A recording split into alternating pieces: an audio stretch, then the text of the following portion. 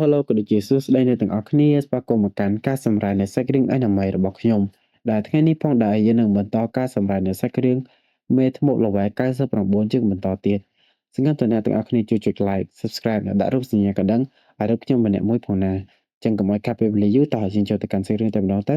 ដោយផ្ដើមនៅសាច់រឿងមកនេះពេលប្រាប់ Helkara ចាប់ផ្ដើមការសន្ទនាដ៏ចម្លែកជាមួយនឹង Azusa ដោយលើកឡើងអំពីវិធានបទស្នេហានាងហាក់ដូចជាចង់ដឹងទស្សនៈរបស់អាស៊ូសាចំពោះទំនាក់ទំនងស្នេហាជាខ្លាំងបន្ទាប់មកការសន្ទនាក៏បានចូលទៅដល់អាយុរបស់ហលការ៉ានាងបានព្យាយាមធ្វើឲ្យខ្លួនឯងស្ដាប់ទៅហាក់ដូចជាមានភាពវ័យក្មេងហើយបានបញ្ជាក់ថានាងមានអាយុ17ឆ្នាំនិង2500ខែប៉ុណ្ណោះអាស៊ូសាដែលបានស្ដាប់ហើយក៏មានការភ្ញាក់ផ្អើលបន្តិចប៉ុន្តែនាងក៏បានតបទៅវិញតែទឹកមុខស្ងៀមស្ងាត់លាយឡំនឹងភាពអស់សន្លាយបន្តិចថាអូអញ្ចឹងសរុបទៅហលការ៉ាមានអាយុចាស់ដដែលនឹងអាយុជាង200ឆ្នាំទៅហើយដែលធ្វើឲ្យហលការ៉ាធ្វើមុខមាំបន្តិចហាក់ដូចជានាងចង់បញ្ជាក់ពីភាពចាស់ទុំរបស់នាងទៅកាន់ទំនាក់ទំនងស្នេហាដូចនេះឯងក្រោយមកពួកគេក៏បានអង្គុយទទួលទានអាហារពេលព្រឹកជុំគ្នាដោយកំពុងតែញ៉ាំស្រាប់តែឡៃកាក៏បាននិយាយប្រាប់អ្នកគ្រប់គ្នាថានាងត្រូវតែត្រឡប់ទៅផ្ទះវិញហើយអាស៊ូសា Felfa Shelsha និង Halkara សុទ្ធតែមិនចង់ឲ្យឡៃកាចាក់ចេញឡើយព្រោះពួកគេមានភាពស្និទ្ធស្នាលជាមួយគ្នាយ៉ាងខ្លាំងប៉ុន្តែឡៃកាក៏បានបញ្យល់ទាំងទឹកមុខស្រស់ស្រាយថាថ្ងៃនេះគឺជាថ្ងៃមង្គលការរបស់បងស្រីនាងហើយនាងពិតជាចង់ឲ្យពួកគេគ្រប់គ្នាចូលរួមអបអរសាទរនៅក្នុងពិធីពិសេសមួយនេះណាស់ដោយឃើញពីភាពរីករាយរបស់ឡៃកាទីបំផុតអាស៊ូសានិងកូនក៏យកព្រមចូលរួមពិធីមង្គលការមួយនោះពួកគេបានចាប់ផ្ដើមធ្វើដំណើរទៅកាន់កន្លែងរស់នៅរបស់ឡៃកាដែលជាទីក្រុងនាគក្រហមនៃភ្នំរុកកោនៅពេលដែលហោះហើរលើពពកស្រាប់តែឡៃកានិងកូនក៏ចាប់អារម្មណ៍ថាហើយការ៉ាមានអាការៈចម្លែកខុសពីធម្មតានាងហាក់ដូចជាស្ងៀមស្ងាត់ជាងមុនហើយទឹកមុខរបស់នាងបង្ហាញពីអាការៈចង់ក្អួតជាខ្លាំងពួកគេបានចុះចតមកដល់ដីហើយការ៉ាក៏បាននិយាយលេងសើចជាមួយនឹងអាស៊ូសាដោយសុំឲ្យអាស៊ូសាថើបនាងមួយខ្សែដើម្បីបំបត្តិអាការៈមិនស្រួលខ្លួនរបស់នាងដែលធ្វើឲ្យគ្រប់គ្នាផ្ទុះសំណើចទោះបីជាអាស៊ូសាមិនបានធ្វើតាមក៏ដោយហើយហលការ៉ានេះដូចស្រឡាញ់ស្រីៗមិនទេដោយទីបំផុតពួកគេក៏បានទៅដល់កន្លែងរបស់ឡៃកាអ្វីដែលពួកគេភ្ញាក់ផ្អើលយ៉ាងខ្លាំងនោះគឺពួកគេបានឃើញវងនាគក្រហមជាច្រើនក្បាលកំពុងតែមមាញឹកក្នុងពិធីមង្គលការនេះមិនយូរប៉ុន្មានពួកគេក៏បានទៅជួបបងស្រីរបស់ឡៃកាដែលមានរូបរាងស្អាតនិងមានចិត្តល្អដែលកំពុងតែនិយាយរំភើបរីករាយនឹងពិធីមង្គលការរបស់ខ្លួនបន្ទាប់មកឡៃកាក៏នាំអាស៊ូសានិងអ្នកផ្សេងទៀតដើរកាត់វងនាគដែលកំពុងប្រជុំគ្នាដើម្បីទៅជួបឪពុកម្ដាយរបស់នាងនៅខាងមុខនៅពេលដែលកំពុងដើរស្រាប់តែហលការ៉ាដោយសារតែមិនមានភាពប្រុងប្រយ័ត្នក៏បានដើរជន់ចានមួយនាគមួយក្បាលដែលមមាញឹកនឹងការរៀបចំមិនបានមើលឲ្យច្បាស់ថាវាជាម្ហូបអាហារឬក៏ជាហលការ៉ានោះទេនាគនោះបានច្រឡំថាហលការ៉ាជាអាហារទើបចាប់យកនាងយ៉ាងរហ័សនិងបំរុងលេបនាងចូលទៅក្នុងមាត់តែសំណាងល្អឡៃកាក៏បានស្រែកហាមឃាត់ទាន់ពេលវេលានៅពេលទៅដល់បានជួបជាមួយនឹងឪពុកម្ដាយរបស់ឡៃកាពួកគាត់បាននិយាយថាថ្ងៃនេះគឺជាថ្ងៃស្ងប់ស្ងាត់មួយព្រោះជាធម្មតា Blue Dragon តែងតែបង្កបញ្ហានៅក្នុងពិធីមង្គលការរបស់ Red Dragon ជាប្រចាំមិនយូរប៉ុន្មានដោយដែលបានព្យាករណ៍ទុកស្រាប់តែមានការលេចឡើងរបស់វង Blue Dragon យ៉ាងកក្រឹកកក្រែងដែលហោះសម្ដៅមករំខានពិធីមង្គលការមេដឹកនាំនៃ Blue Dragon គឺជាម្ចាស់ស្ត្រីដ៏ស្រស់ស្អាតប៉ុន្តែមានចរិតឆៅឆាយឈ្មោះ Flatout មូលហេតុដែល Flatout មកបង្កបញ្ហានៅក្នុងពិធីមង្គលការនេះគឺជារឿងដែលគួរឲ្យអស់សំណើចបំផុតព្រោះនាងអាក់អន់ចិត្តយ៉ាងខ្លាំងចំពោះនឹង Red Dragon ដែលទើបតែអាយុជាង300ឆ្នាំប៉ុណ្ណោះបែរជាបានរៀបការខណៈពេលដែលនាងនៅលាវរយៈពេល400ឆ្នាំទៅហើយនាងបានគិតថាពិភពលោកនេះពិតជាអយុត្តិធម៌ខ្លាំងណាស់ដូច្នេះហើយពួកគេក៏បានចាប់ផ្ដើមសង្គ្រាមក្នុងអំឡុងពេលសង្គ្រាមដ៏ខ្លាំងក្លារបស់នាគទាំងពីរអាស៊ូសារួមទាំងកូនស្រីរបស់នាងព្រមទាំងហលការ៉ាផងដែរក៏បានព្យាយាមរត់គេចពីការវាយប្រហារពួកគេបានរត់គេចពីដង្ហើមនាគដ៏ខ្លាំងក្លារបស់ Blue Dragon ដែលបង្កឲ្យកកនៅអ្វីគ្រប់យ៉ាងដែលបានប៉ះឡៃកាដែលជាសមាជិកនៃ Red Dragon ក៏បានប្រឈមមុខយ៉ាងផ្ទាល់ជាមួយនឹង Flatout ដើម្បីការពារបងស្រីរបស់នាងនាគខៀវមួយក្បាលប៉ុនប៉ងនឹងវាយប្រហារ Azusa, Felfa, Shelsha និង Halkara ប៉ុន្តែភ្លាមនោះក៏ត្រូវបានរងការទាត់មួយជើងយ៉ាងខ្លាំងពីសំណាក់ Azusa បណ្ដាលឲ្យដួលបោកទៅនឹងដី Azusa បានប្រកាសយ៉ាងម៉ឺងម៉ាត់ថានាងនឹងប្រើប្រាស់កម្លាំងរបស់នាងទាំងអស់ដើម្បីការពារគ្រួសារដ៏កក់ក្ដៅរបស់នាងមួយនេះភ្លាមនោះអណ្ដាតភ្លើងដ៏ធំមួយបានធ្លាក់មកពីលើមេឃ ដែលជាអំណាចវេទមន្ត Fireball ដ៏ខ្លាំងក្លារបស់ Azusa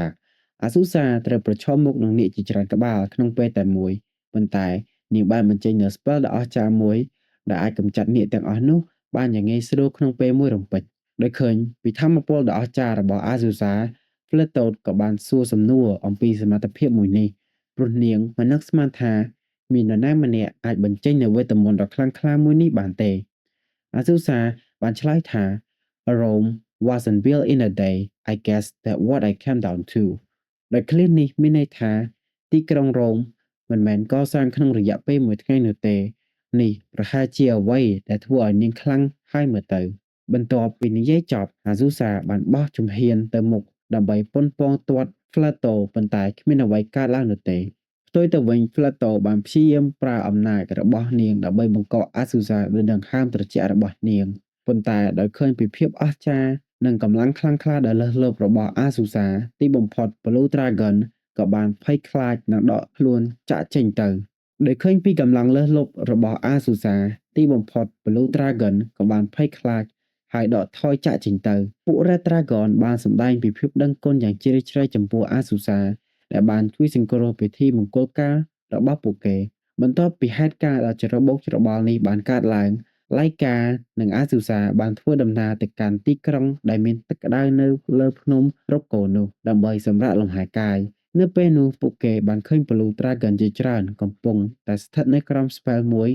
ដែលធ្វើឲ្យពួកគេមានអាកប្បកិរិយាចម្លែកដោយនៅពេលដែលងាកមកក្រោយពួកគេក៏បានប្រទះឃើញបាល់សបាប់ដែលបានមកទីនេះគ្រាន់តែចង់សម្រាកលំហែកាយព្រោះនាងបានឮអំពីដំណឹងស្ប៉ាទឹកក្តៅដ៏ល្អនៅពេលដែលដឹងថា Blue Dragon ទាំងនេះប៉ុនប៉ងមករំខានកន្លែងរបស់នាងនាងក៏បានដាក់ពួកគេនៅក្នុង spell របស់នាងយ៉ាងងាយស្រួលនៅពេលដែលឡៃកាសួរនាងអំពី spell នោះបែរសបាប់បានបញ្យល់ថានាងគឺជាបិសាចជាន់ខ្ពស់ដែលមានអាយុជាង 3000 ឆ្នាំទៅហើយការដាក់ spell បែបនេះគឺជារឿងងាយស្រួលប៉ុណ្ណោះសម្រាប់នាងAzusa មានសេចក្តីត្រេកអរយ៉ាងខ្លាំងនៅពេលដែលបានជួបបាល់សបាប់ម្ដងទៀតហើយក៏បានអោបនាងយ៉ាងកក់ក្ដៅប៉ុន្តែបាល់សបាប់នៅតែរំលឹក Azusa អំពីការប្រយុទ្ធគ្នារបស់នាងនៅពេលដែល Flatto ប្រែខ្លួនត្រឡប់ទៅជាមនុស្សវិញឡៃកាបានព្យាយាមបង្ហាញនូវកិច្ចសន្យាដែលបានចែងថា Flatto ត្រូវតែចេញថ្លៃសងខូចខាតទាំងអស់ដែលបានបង្កឡើងហើយប្រសិនបើនាងមិនគោរពតាមកិច្ចសន្យានោះទេនាងនឹងមិនអនុញ្ញាតឲ្យមកកន្លែងនេះទៀតឡើយដែលគ្មានជំរើស Flatto ក៏បានយល់ព្រមចុះហត្ថលេខានៅលើកិច្ចសន្យាមួយនោះ Azusa ក៏បានដើរតួជាអ្នកសម្របសម្រួលក្នុងការបង្កើនកិច្ចសន្យាសន្តិភាពរវាង Red Dragon ជាមួយនឹង Blue Dragon ដែលបានបង្ខំឲ្យ Flatto យល់ព្រមនឹងកិច្ចសន្យាព្រមព្រៀងសន្តិភាពមួយនេះដោយគំរាមនាងនិងមិនអនុញ្ញាតឲ្យ Flatto ត្រឡប់ទៅផ្ទះវិញនោះឡើយប្រសិនបើនាងមិនយល់ព្រមចុះហត្ថលេខាមួយនេះក្រោយពិធីជប់លៀងដ៏រីករាយ Azusa និង Laika បានទៅអង្គុយលេងនៅទីធ្លាខាងក្រៅ Laika បាននិយាយប្រាប់ Azusa ថានាងតែងតែចូលចិត្តគេងនៅលើផ្លូវរបស់បងស្រីនាងតាំងពីពួកគេនៅក្មេងហើយឥឡូវនេះដោយសារតែបងស្រីរបស់នាងរៀបការនាងមានអារម្មណ៍ថាឯកាបន្តិចដូច្នេះនាងក៏សុំ Azusa ឲ្យនាងបានគេងនៅលើផ្លូវ Azusa មួយផ្លែតពេលដែលត្រឡប់ទៅកម្មវិធីវិញពួកគេបានរកឃើញ Halkara កំពុងតែស្រវឹងយ៉ាងខ្លាំងនិងកំពុងតែរអ៊ូរទាំអ្វីម្យ៉ាងក្រោយមកពួកគេទាំងអស់គ្នារួមទាំង Halkara ដែលកំពុងស្រវឹងបានទៅសម្រាកលំហែកាយនៅស្ប៉ាទឹកក្តៅជាមួយគ្នានៅឯស្ប៉ាទឹកក្តៅ Azusa បានអរគុណនៅបាសបាប់ម្ដងទៀតហើយបាននិយាយថានាងមានអារម្មណ៍ថាបែរសបាប់ដូចជាបងស្រីច្បងរបស់នាងបើអាចបែរសបាប់ខ្លាចជាបងស្រីច្បងហើយនាងមានកូនស្រី2នាក់ចំណែកឡៃកាគឺជាប្អូនស្រីពៅគ្រួសារមួយនេះនឹងមានភាពកក់ក្ដៅជាខ្លាំងប៉ុន្តែភ្លាមៗនោះ Halkara ដែលកំពុងតែស្រវឹងក៏បានត្អូញត្អែថាវាមិនយុត្តិធម៌សម្រាប់នាងឡើយព្រោះគ្រប់គ្នាហាក់ដូចជាភ្លេចនាងហើយផ្ដោតទៅលើតែ Azusa បាល់សបាប់និងឡៃកាប៉ុណ្ណោះប៉ុន្តែ Azusa ក៏បានលួងលោមនាងដោយនិយាយលេងសើចថាHalkara អាចក្លាយជាក្មេងស្រីជំទង់ដែលចូលចិត្តបង្កបញ្ហានៅក្នុងគ្រួសារមួយនេះដោយលើដូច្នេះហើយពួកគេក៏បានផ្ទុះសំណើចយ៉ាងខ្លាំង